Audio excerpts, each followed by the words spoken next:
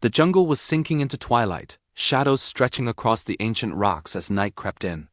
On a narrow cliff ledge, Luna stood alone, an albino tigress whose fur glowed like ghost-white fire against the darkening sky. She was breathtaking, rare, and unforgettable, and because of that, she was hated. Across from her, blocking the only escape, stood Zane, a massive, battle-scarred male tiger, a tyrant feared by every creature in the forest. His amber eyes burned with something darker than anger: jealousy. Luna's white coat was a mark he despised, a reminder of everything he considered impure in their bloodline. To him, Luna wasn't different. She was a mistake. And tonight, he planned to erase that mistake forever. With a low rumble of judgment, Zane stepped forward.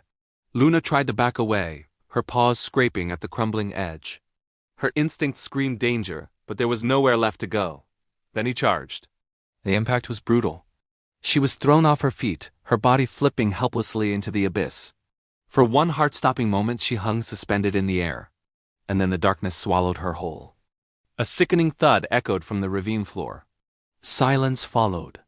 But miles away, John, a former firefighter who had traded city chaos for the quiet duty of forest protection, heard something impossible, a faint, broken cry for help. He froze. That wasn't a normal animal call. It was agony. It was desperation. And without hesitation, he ran.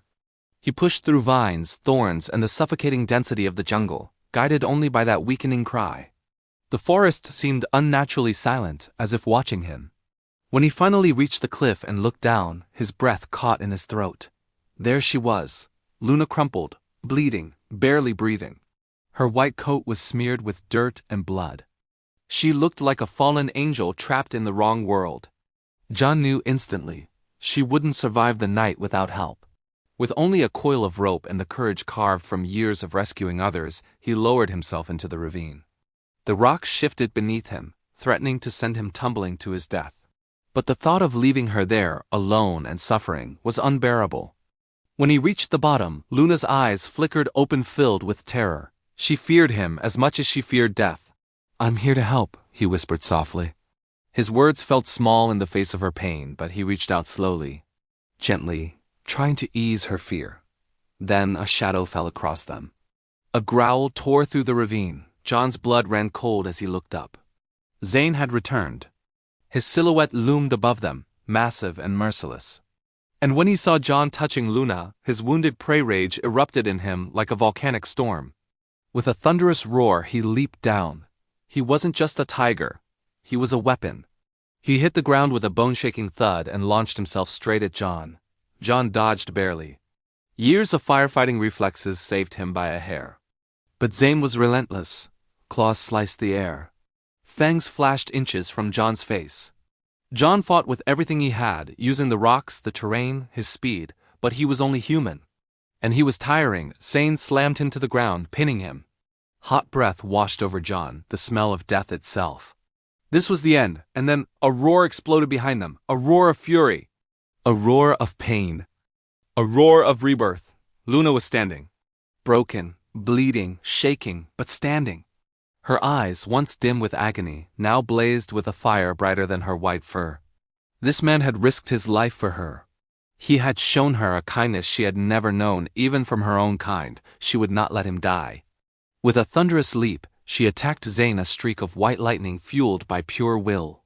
The tyrant was stunned. She drove him back with a strength she had never known she possessed.